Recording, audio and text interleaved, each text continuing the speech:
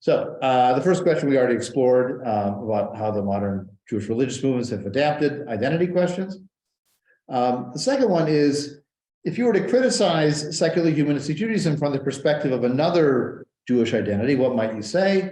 And then what might we say about them in response? So, just to give you a couple examples, if the conservative movement were to think about secular humanistic Judaism, they might say, you're changing too much. You're going too fast. You got to let things follow the historical practice. And honestly, you've gone beyond the historical boundaries of Jewish practice. And our response might be, well, you've changed, we've changed, we're making different choices about what we can change. And the core of Jewish identity has always been this kind of ethno-religious peoplehood identity, the fact that we emphasize that more than you do, and we're more flexible on the religion side, well, that's just, again, part of the spectrum. So what might an Orthodox Jew say to object to a secular humanistic Jew?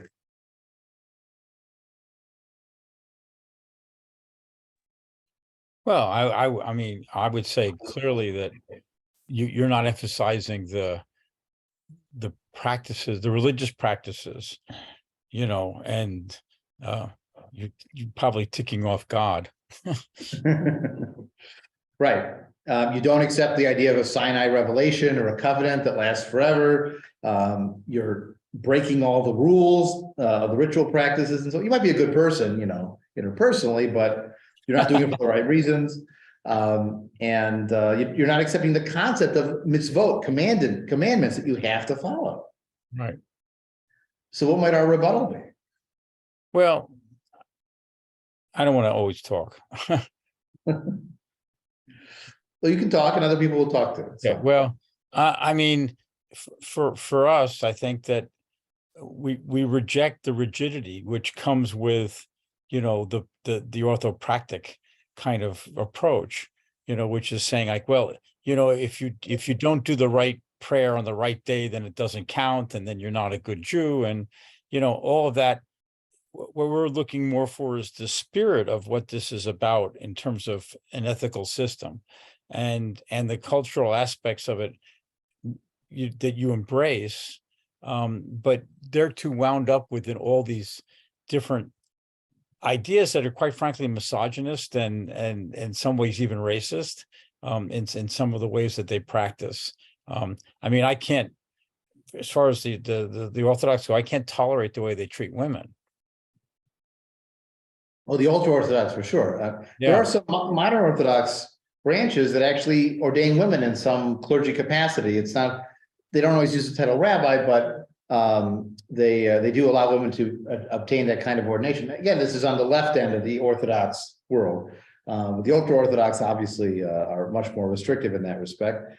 I mean, I might also make the point that most Jews today are not Orthodox. No. Like 80% of American Jews are non-Orthodox or more are non-Orthodox. And, depending on how you count them, a majority of Israeli Jews are not, or a substantial majority of Israeli Jews are not Orthodox either. And if you went back 250 years and you were an anthropologist, you would have said most Jews were Orthodox in terms of their lifestyle and practices. It's sort of anachronistic because the term didn't exist yet, but the behavior was there. So if you want to talk about, market share, they've lost a huge market share because it doesn't speak to people. People have made different choices with their life. So, to allow the 15% to define what Jewishness is for the 85% seems a little screwy to me. Just because they do emphasize certain things, we emphasize different things. We emphasize freedom of choice. Well, I like to emphasize the fact that you get to choose what you wear. You get to choose what you eat. That's autonomy. That's freedom. That's a positive value. It's not that I don't keep kosher. It's that I want to experience the world of human culture and cuisine. To go through life without ever having a chicken parmesan, anything would be, I mean, maybe a vegetarian, okay, but to not experience those varieties of other global cultures and foods and music and everything else because you're Jewish only, I feel that's limiting for the human experience. So I have positive values too. I think that the same criticism goes for any group that chooses to sort of reject modernism, which is in effect they are doing. Whether it's the Amish or, whether it's the Hasidim. I mean, they're trying to live in a society that doesn't make sense anymore for what modern life is evolved to, at least in Western industrialized countries. Mm-hmm. So, and you can go through the other movements as well, where we differ from them and highlight points of difference, but also points of commonality, and where we feel like, we've emphasized things differently. So for Reconstructionists and Humanistic Jews, which we'll talk more about later in the class, sometimes I'll make a distinction between continuity with the past, saying the old words, and the integrity of living out your values. And so the Reconstructionists fell to the integrity side when it came to the chosen people. They said, no, we're not going to say those words because they're objectionable. And that means we're losing something on the continuity. But by and large, they wanted to keep more continuity. Well, we've tipped the scale more toward the integrity. Will we say old words? Sure, if they work. Hine matov, behold how good it is for people to dwell together. Hevenu shalom aleichem, we bring you peace. That works great. And those are his traditional Jewish songs. But we want to emphasize saying what we believe and having a sense of harmony with how we do our Jewishness and how we live every day. That takes priority for us. So it's a different balance, similar values, but what they might put as the footnote explaining what they mean, or an appendix in the back with an alternate reading, that for us is the core, not the old service. The old service is the context, but we're comfortable making the new ideas the center. Okay, next question down. Is Messianic Judaism, aimed at Jews who believe Jesus was the Messiah but still follow some Jewish holidays and rituals, a Jewish identity or not? So what do you think? Are Messianic Jews Jewish? Or is Messianic Judaism Jewish? Or a Jewish identity? I have to admit a real personal bias against Jews for Jesus. I find them tremendously irritating, and I understand from what you were talking, what you're talking about. I get the idea that you can sort of practice cultural Judaism and still be Jewish, but to me, if you accept Jesus, you are now a Christian and somehow not Jewish anymore. So I mean, again, that's a little prejudice on my part. Maybe it's because I've had some battles with some of these people, standing on the street corner in Northwestern, and I mean, one guy said to me one time, well, look at me, don't I look Jewish? And I was like, seriously? That's like, a Hitlerian idea here, which he didn't take kindly to. But I flat out think that if you accept Jesus as your savior, you're not Jewish anymore. Well, what if you accept the Lubavitcher rabbi as the Messiah? Yeah, and that's a good. There are plenty of Lubavitcher Hasidim who believe that the Lubavitcher Rabbi Schneerson who died was the Messiah, and they're waiting for him to return. So the difference between them and Christians is 2,000 years, right? But it's basically the same concept of a Messiah who's supposed to come back. And that's really very fair. I mean, that's a good point, and I don't know how to respond to that somehow. I guess part of the problem for me is getting over the anti-Semitism of Christians, many Christians, not all Christians, but yes, my wife just said thank you, and yeah,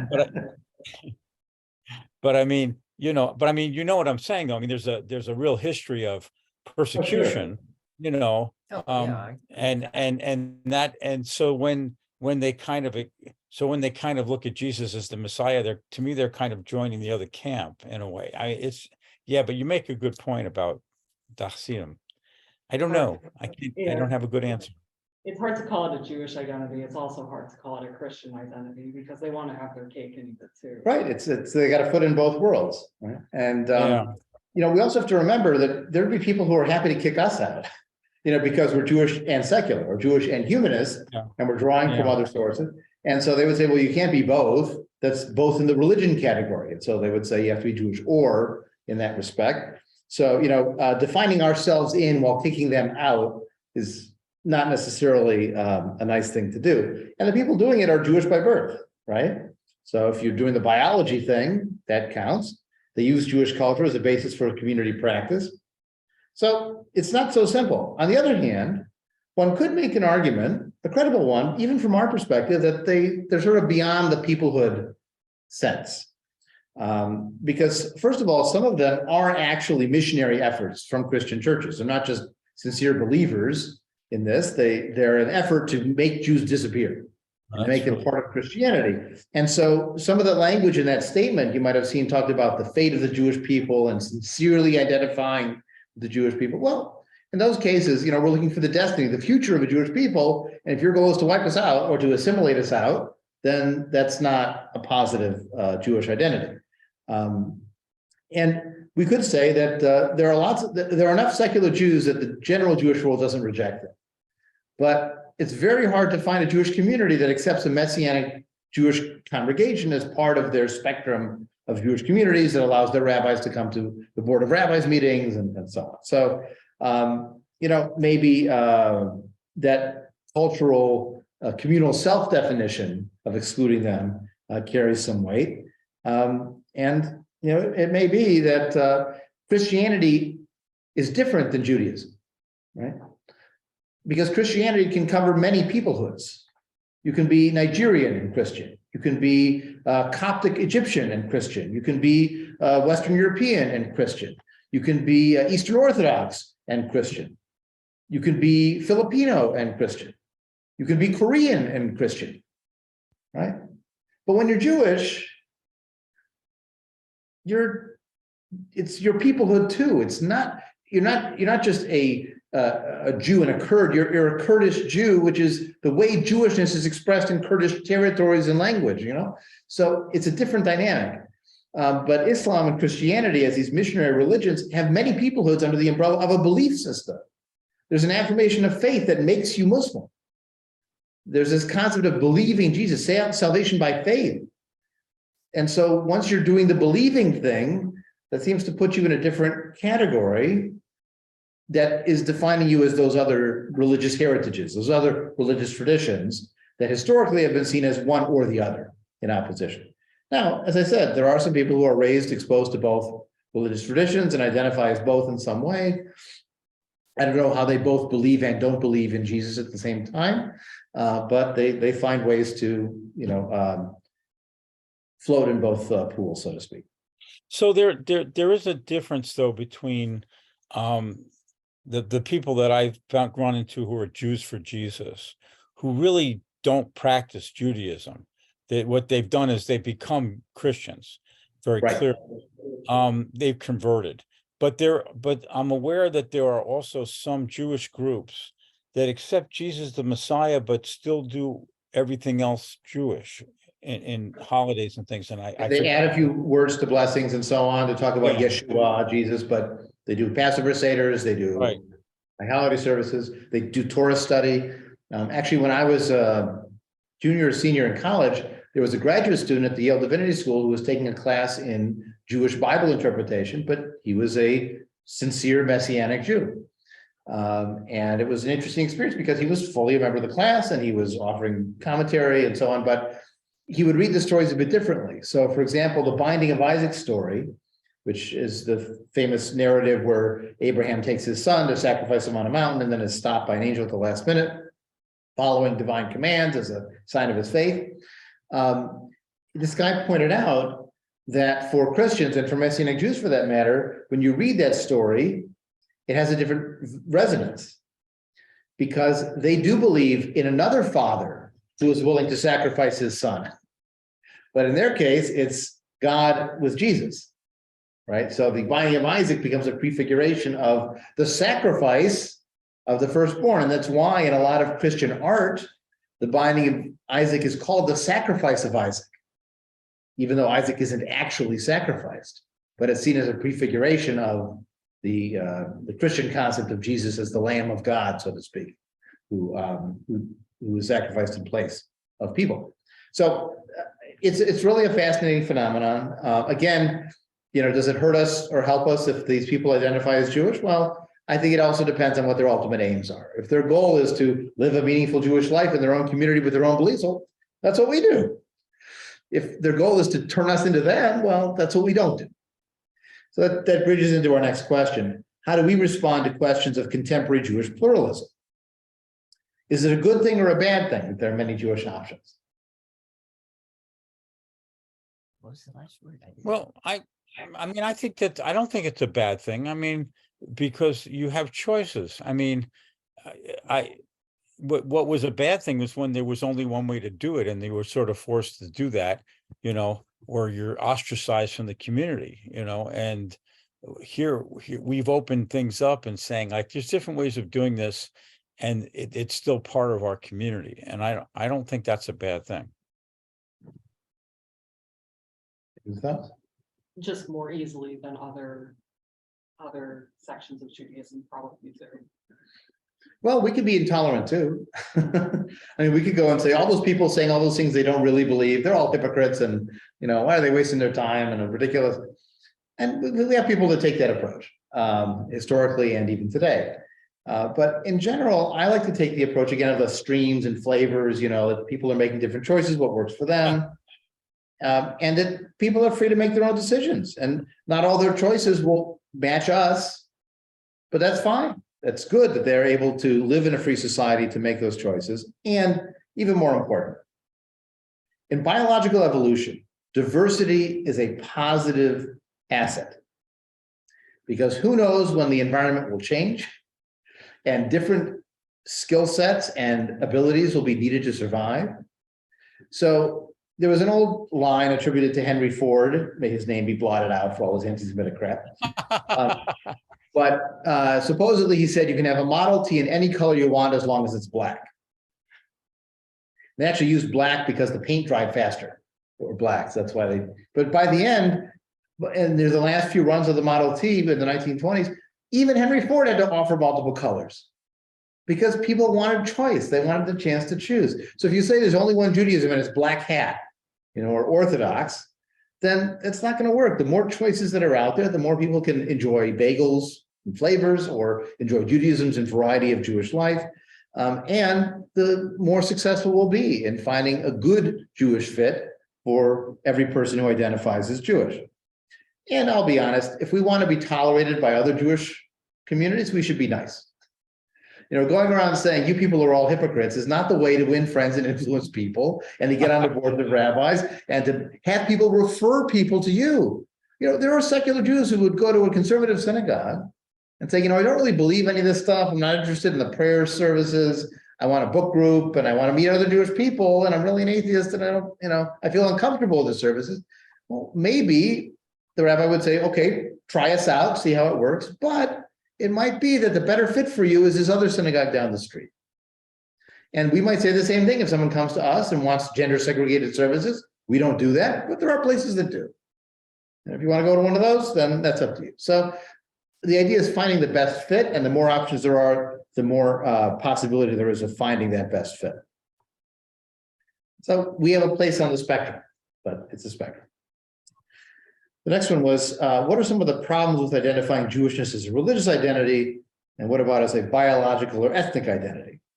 Well, if you pick only one or the other, it creates problems. So if it's only a religious identity, well, even the most traditional definition of Jewishness is your mother is Jewish. It's a biological definition. And if you say it has to be religious, well, today, no one religious ideology unites all the Jews. And Jewish religious beliefs and practices are more often ignored than followed. 80% of American Jews don't keep kosher or don't observe the Shabbat restrictions. So as we said before, why should the traditional practice define what Jews are when they're not doing it today, but they still call themselves Jewish? Now, if you call it only an ethnic identity, then that's a closed barrier, right? Nobody can join this unless they marry into it or are bred out of it or something. It becomes very biological and that gets uncomfortable.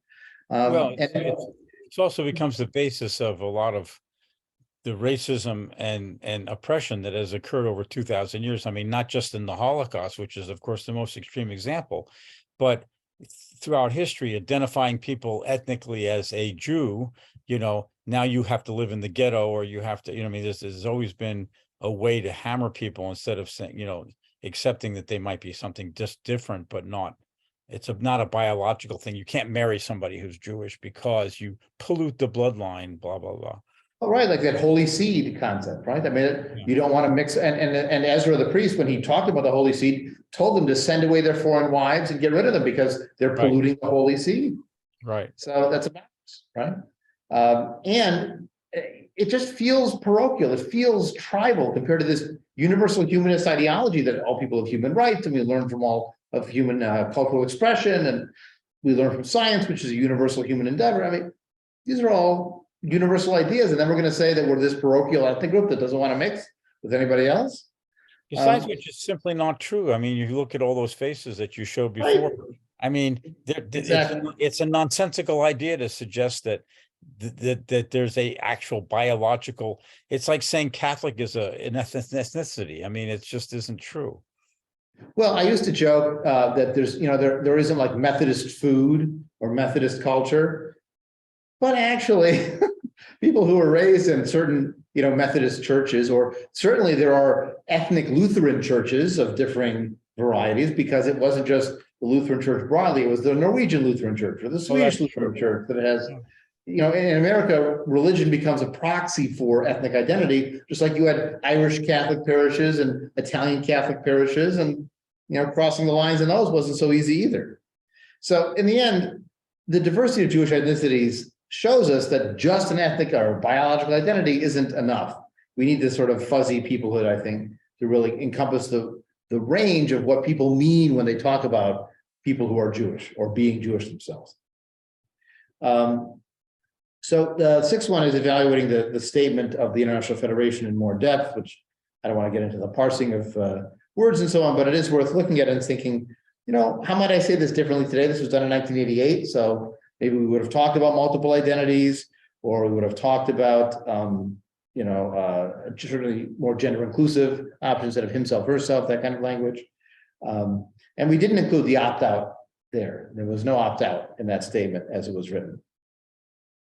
The seventh one, and the last one, is critique the secular humanistic Jewish approach to conversion and intermarriage. Point out its strengths and its shortfalls. So if we accept people self-identifying as Jewish, what are some of the strengths of that? And then we'll talk about what are some of the shortfalls. So what are the positives of taking a self-identification approach to Jewish identity? It opens it up.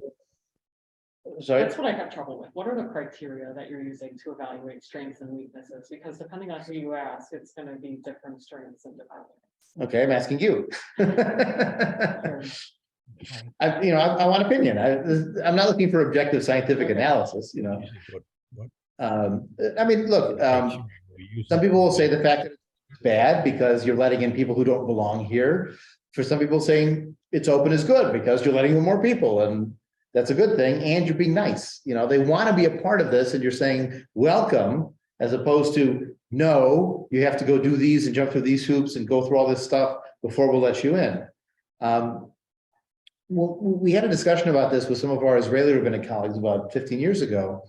And one of the insights that came out of this was we were saying, how are we going to define what someone has to do that's going to apply to all the circumstances that all people have? You get someone who's not from a Jewish background, but moved to Israel and is a docent at the Holocaust Museum. And this person you're going to make go through all kinds of hoops. They have a master's in Jewish studies. Like they know more than a lot of Jews about a lot of this stuff. And so the end result we came up with was, okay, prove it. That is, if you want a certificate or some kind of formal acknowledgement, let's explore this together. Let's find something that's personally meaningful to you. I have a rabbi colleague in New York who met someone who wanted to become Jewish. And again, our approach is you're Jewish once you say you want to, but if you want a process, we'll help you with that too. And so the rabbi said to him, how Jewish do you feel now on a scale of 1 to 10? And the person said, I don't know, like a 2. I'm not 0 because I've expressed an interest here. I'm meeting with a rabbi, right? But I'm only like a 2 out of 10. So the rabbi said, okay, fine. So let's start a process. He went through a study program. He attended services, joined the community. After a couple of years, the rabbi met with him again, and he said, how Jewish do you feel now? I said, well, maybe an 8 or a 9. Everybody said, you're done. What's a 10? You know, like for people who are liberal Jews and who are living in this Jewish and world, 10 is meaningless. You know, we're 8, 9, 7. We vary even in our own lives. So that was Jewish enough. You know, one of the concepts that we want to leave behind is this idea of, well, 2 of them actually, and I did a high holiday series on this some years ago. One is the concept of Judaism says, as if there's one answer that applies to all Jews and all varieties of Judaism. And the other is the concept of being a bad Jew. Because there's no one way to be Jewish, and there's no one right way to be Jewish. And so people who are like lamenting that they're bad Jews because they don't, well, they made the same choice as millions of other Jews. I always think if they ran the surveys differently and they asked people, how many of you don't light Shabbat candles? 80%, and that's the headline story.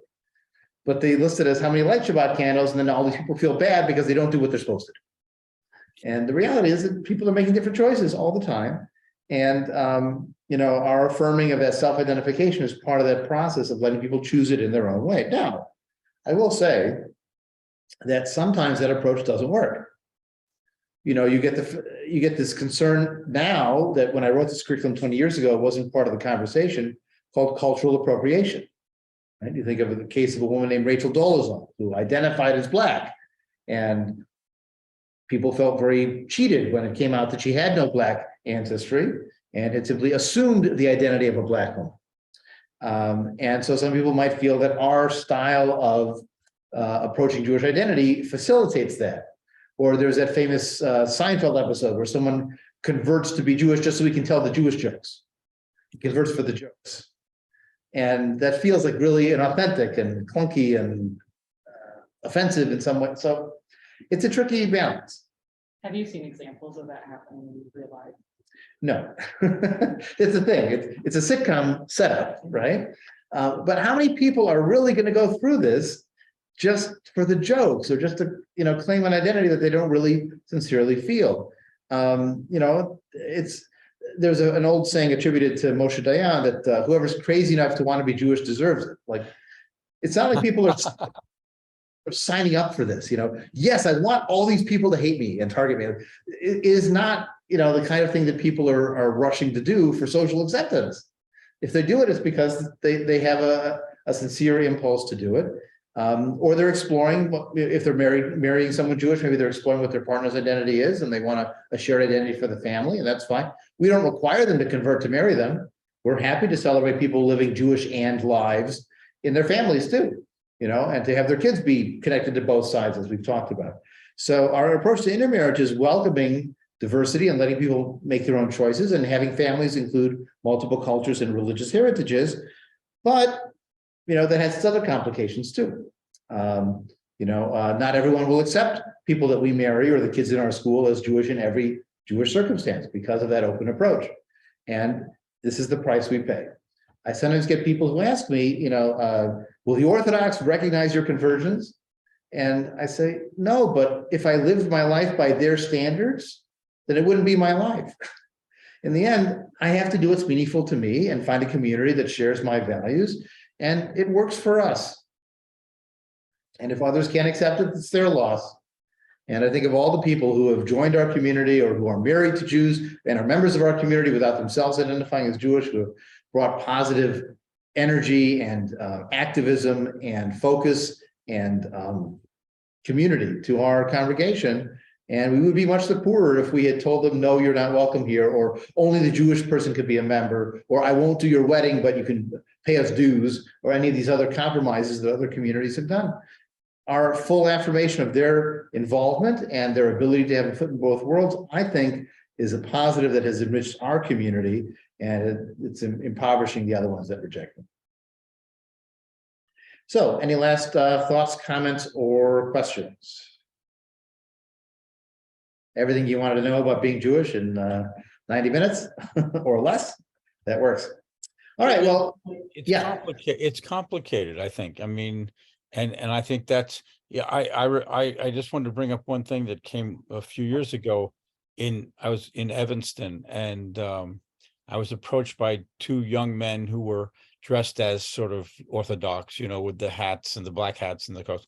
And the first thing they asked is, are you Jewish?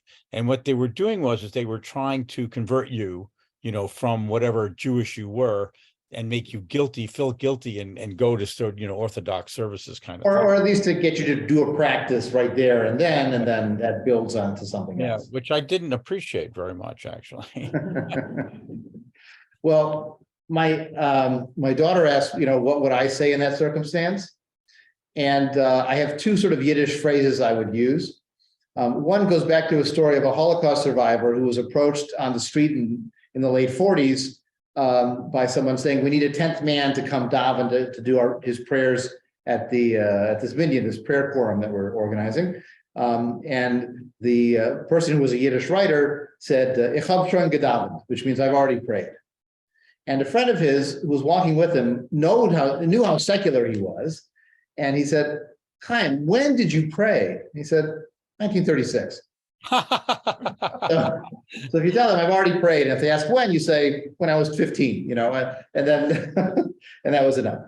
The other one was my daughter asked me what she would say to someone asking her to shake a lulav or do the Sukkot thing outside of her high school, which they do stake out in a similar way. And I would tell her, well, you can tell him, Gei kaken afen yam, which is a Yiddish phrase for go pish in the ocean. Gei kaken afen yam. And then if they say to you, what does that mean? You'll say to them, what, you don't speak Yiddish? and then you've proven your Jewishness in a different way, because after all, what's Jewish about Yiddish? It's not religion, right? It's not belief systems. It's the language and the jokes and the music and the memories and the historical experience that was attached to Jewish people living in that language. That's what makes Yiddish a Jewish language. So in any case, next time we'll be talking about another aspect of Jewish identity or experience, and that is in fact the Jewish experience, the study of Jewish history and the meanings of Jewish history. For some, the meaning of Jewish history is this chosen people idea. For others, it's a people who get to choose. And it's a very different approach to that subject. So we'll turn to Jewish history next time.